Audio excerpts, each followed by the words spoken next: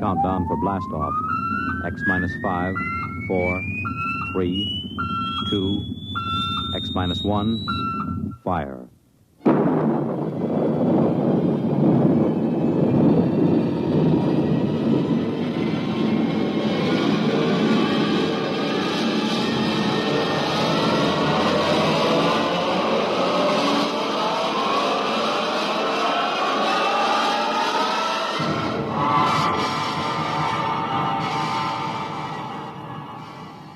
From the far horizons of the unknown come tales of new dimensions in time and space. These are stories of the future, adventures in which you'll live in a million, could be years, on 1,000 maybe worlds. The National Broadcasting Company, in cooperation with Galaxy Science Fiction Magazine, presents X minus 1.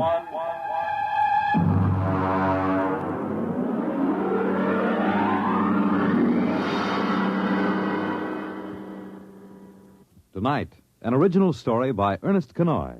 The time, early in the 21st century. The story, Martian Sam. The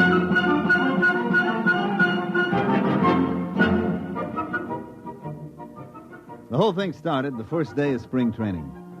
I'd gotten into camp 2 or 3 days before and started to loosen up a little. Because at my age, even batting fungos to an outfielder can tie your muscles up into knots. Although, as a matter of fact, I'd bet that I was in better condition than half the Humpty Dumptys on the club.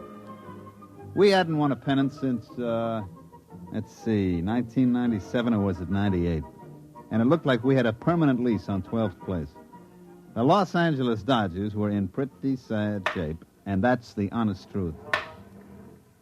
I was standing behind the batting cage watching a couple of kids from our Tokyo farm team when Tommy Watson from the New York Times Tribune News caught me by the elbow. Hi, Joe. Well, how does it look this spring? Well, Tommy, the club has been considerably improved. Mm-hmm. Several of the youngsters are ready to deliver this year, and, of course, we expect sterling performances from our veterans. Is that what you want? Oh, come on now, Joe, come off it.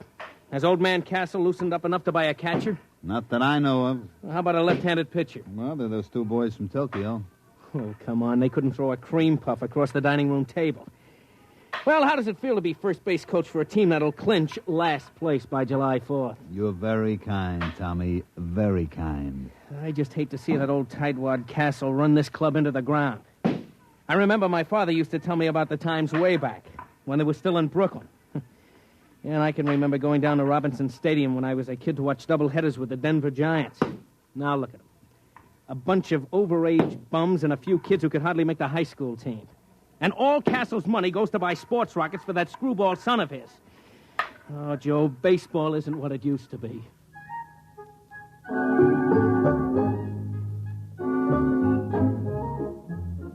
The sad truth of the matter was that Tommy was putting it mild.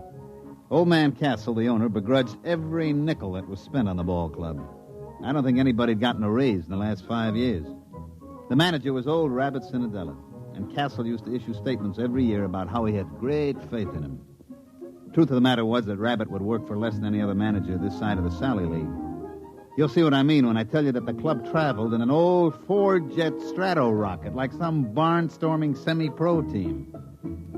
I was in the locker room looking down at my feet to avoid looking around that were passed for ball players on this Los Angeles Dodgers when Rabbit come up to me. Joe. Yeah? Get your pants on and come into the office. Oh, what's the matter? Never mind. Come on. Okay.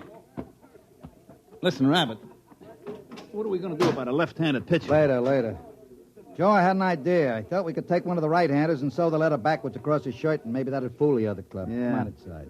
Or maybe we ought to disguise Iron Mike, the batting practice robot. All right, that's enough. Joe, the old man's dead. What? I said he's dead, old man Castle. Heart attack. I figured we had him scared so he'd loosen up a little dough for players, and then he goes and does this to us. Can't trust nobody. Well, who gets the club? His son. What, you mean Whistling Willie Castle, the Jetstream playboy? That's who. But he doesn't know anything about a ball He club. doesn't have to. Old man Castle owns 72% of the stock. And it all goes to Willie. Well, what's going to happen? Beats me. Probably sell us all out and buy a new rocket. Is he here? It was in the Earth-Moon small boat race when it happened. They got a message to him when he hit the direct beam off Lunaport. He could have landed and taken the shuttle back and made it in one day. But he was leading in the race, so he just kept going. He's due in a couple hours.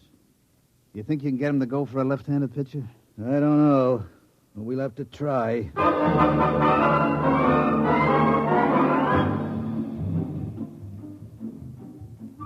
Of course, you've heard of Willie Castle.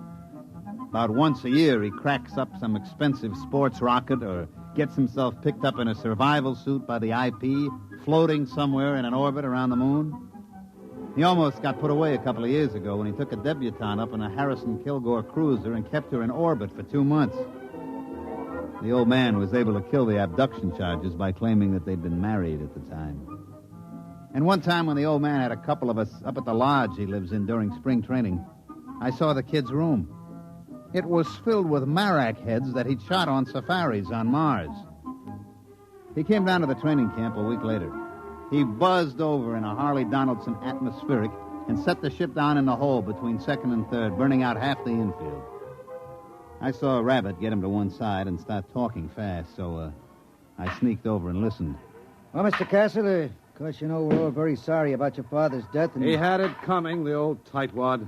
Oh, well, I see. I couldn't convince him that a credit isn't any good to you, stuffed in a mattress. You got to spend, isn't that right? Yeah, it is. As a matter of fact, that's what I wanted to see you about. Now, there's a boy in one of the Milwaukee farm clubs, a left-handed pitcher. I can get him for about $30,000 and a couple of players. And What do you mean? Well, I mean, you're absolutely right, Mr. Castle. You got to spend money. And if we could get a little help in pitching and maybe an outfielder or two... You mean spend money for baseball players? Well, yeah. That was what I had in mind. Now, wait a minute. This baseball team was my father's hobby, like some old men collect stamps or play checkers. Now, in the terms of the will, I can't sell it. But I'm sure not going to throw any good money away on something foolish like baseball players. Oh, I see. As a matter of fact, I'm going to need all the cash I can lay my hands on. Yeah? Yeah. I've got a chance to buy a 3-pile nuclear eraser that'll cut 2 weeks off the round trip to Mars. Oh, I see. You wouldn't want to spend money on anything as foolish as ball play. That's it. You've got the idea now. Oh, by the way, Mr. Cinadilla, Yeah? I find it's quite embarrassing to me to have my friends continually make fun of me because the Dodgers are in last place. Well, as a matter of fact, that gets to be a touchy point with me, too. Well, I'd like to see it change. So if you don't mind, would you please have them somewhere in a more respectable position, say third or second, within a month or two? Now, look here, Mr. Castle. I can't make bricks without straw. You won't spend the credit for a ball player, and I can't... You do your best.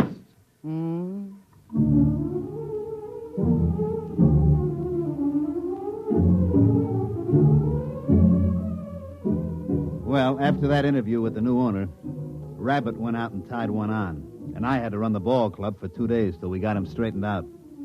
But I can't say as I blamed him. We won one game in the Grapefruit League. We played the Jacksonville high school team and squeaked out a 13-12 victory.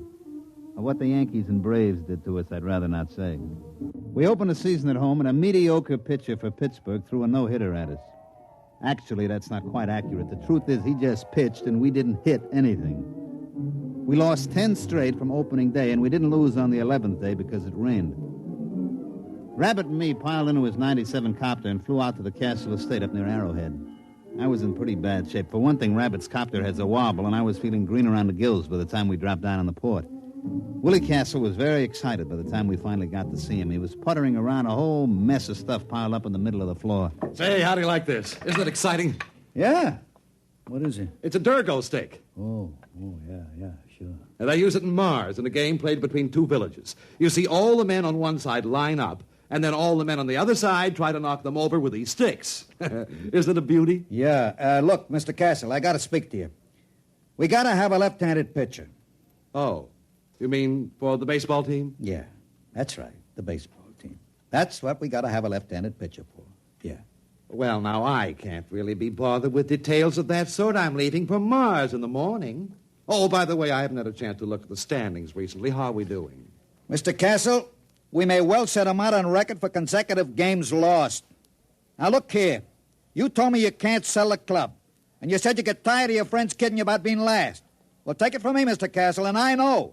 Unless we get some ball players on that club, it's going to be last for the next 22 years. Now, look here, Cinadilla, I know you can fire me, but I don't care who you hire as manager. Unless you get him a left-handed pitcher and a couple of other players, that club is going to stay last. Oh. Oh, well, then I'll see what I can do. Don't worry about it. What do you mean, don't worry about it? I got to go out there every day and try to make those bums go through the motions. Now, look, I really have to pack. And besides, I'm expecting a new shipment of equipment from Aberfitch and Comby. Now, just don't worry about it. I'll think of something. Goodbye.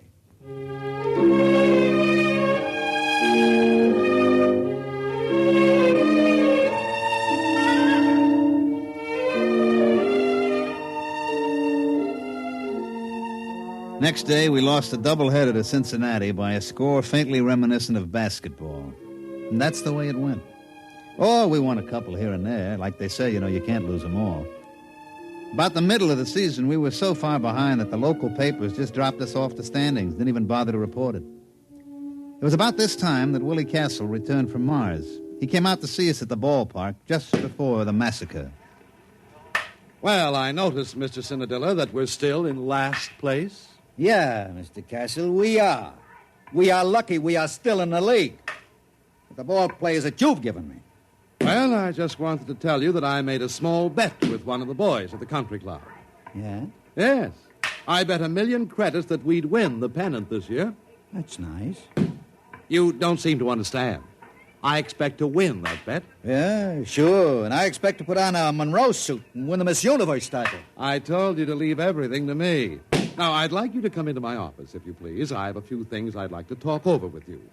For one thing, I've signed a ball player. You what? Oh, look here, Mr. Castle. This I got to complain about. My contract is clear. No ball player gets signed without my okay. Just come into my office, please. I'll explain everything.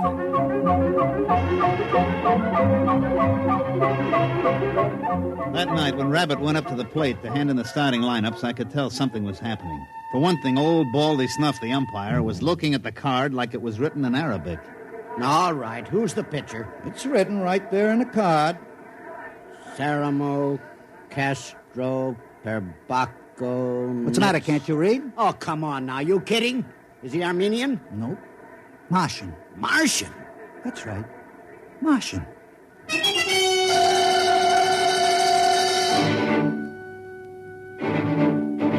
Of course, the riot didn't really start until our pitcher got out on the mound. Fred Kurtz, the Milwaukee manager, came running out like he'd been shot from a jet. Baldy Snuff was hollering. The whole Milwaukee bench was looking for a fight, but Rabbit just stood there quiet and calm. He can't do that. He can't do that. Look at that thing. What is that? That's my pitcher. We call him Sam. But you can't play with that. That ain't a ball player. That isn't even a human being. What are you trying to pull, Rabbit? Listen, I got my rights. I sign them legal. Here's the contract. But now look here, Rabbit. You can't get away with that. That thing's only about 2 feet high. 18 inches, as a matter of fact. But how's he gonna pitch? He hasn't even got any arms. Sure he has. He's got it curled up. Hey, Sam, wind up. But that arm, it's 32 feet long. That ain't legal. You gonna let him get away with that? Oh, there's one other thing. On the end of that arm, look, you see? That's his eye. Rabbit, I'm gonna punch you right in the nose. Now take it easy, Kurtz. Take it easy. Look, I got the papers all here. I've got the United Nations Concordat with the Marshall Colonial Government, a Supreme Court decision in the case of Schultz versus Karawa, Kalpabal, Kalfitz, et al. It's legal. Any Martian citizen is entitled to the same legal rights and privileges as a citizen of Earth. And among those is the right to play ball in a national league. I protest again. I forfeit the game. Rabbit, I'm gonna punch you right in the nose. As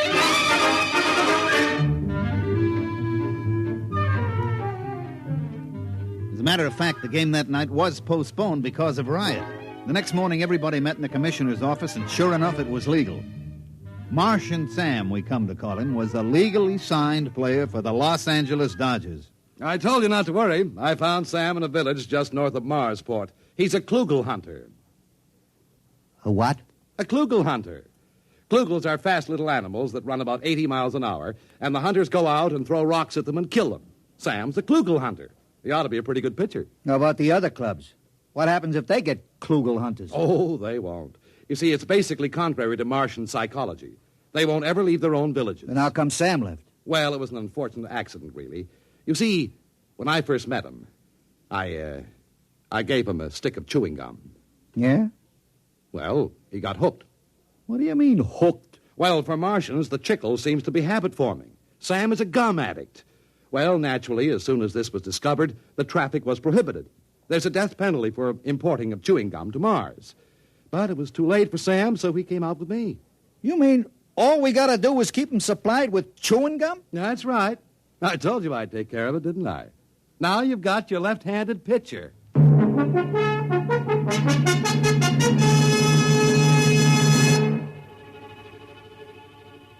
Sam pitched that night. He struck out 27 batters, and we won 3-0. Horace Kelly, the catcher, had a little trouble at first, but he soon figured out how to get around it. He'd just hold his mitt up and close his eyes, and when he heard a thunk, he'd reach in and pull the ball out and throw it back to Sam. You can imagine what it was like being a batter up there against Sam. Pitcher's mound is only 60 feet away from the plate as it is, and with Sam's 32-foot arm, well, we didn't lose the game the rest of the season.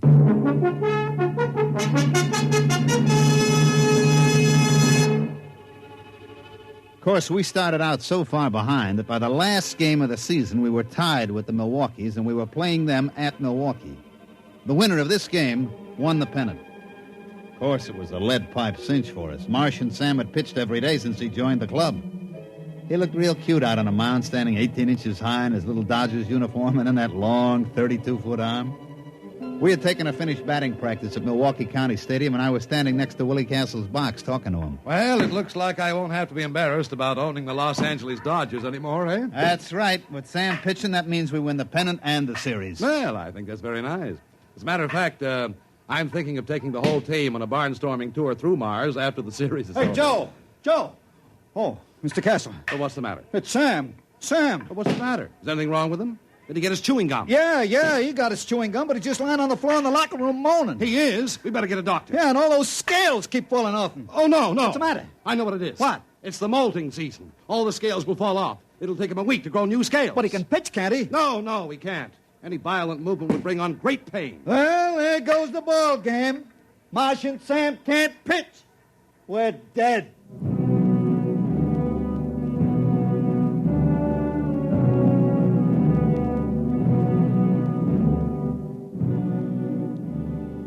Rabbit put it mild.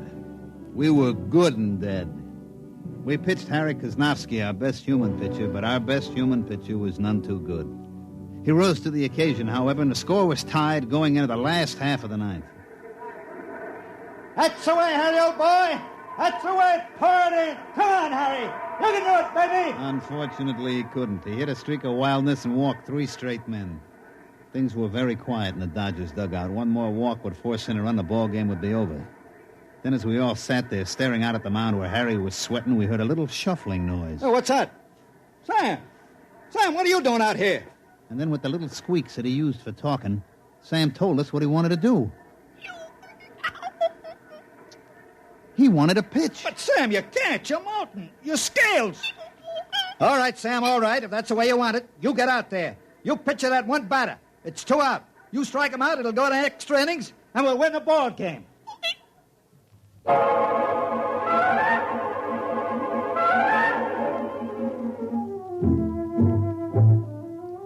And so Martian Sam trudged out to the pitcher's mound, his tiny legs lagging with great pain. You could just tell the little guy was hurting bad. Now pitching for Los Angeles, Martian Sam.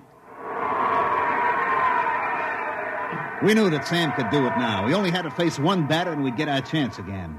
Horace threw the ball out to him, and Sam stood there, his eye on the end of his 32-foot arm, blinking with pain. All right, batter up. Let's get a batter in there. The umpire called for the batter, and nobody came out of the Milwaukee dugout. Hey, come on, let's go.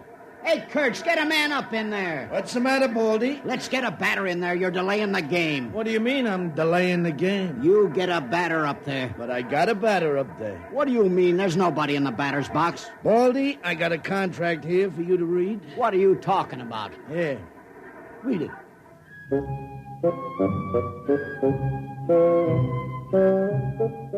Well, of course, everybody knows what happened. The Milwaukee Braves had signed an intelligent virus from the moons of Jupiter. He was up there in the batter's box, but of course you couldn't see him without an electron microscope. He walked on 4 straight pitches, forcing in a run, and the Milwaukees won the pennant. But like I say, that's baseball. You can't win them all.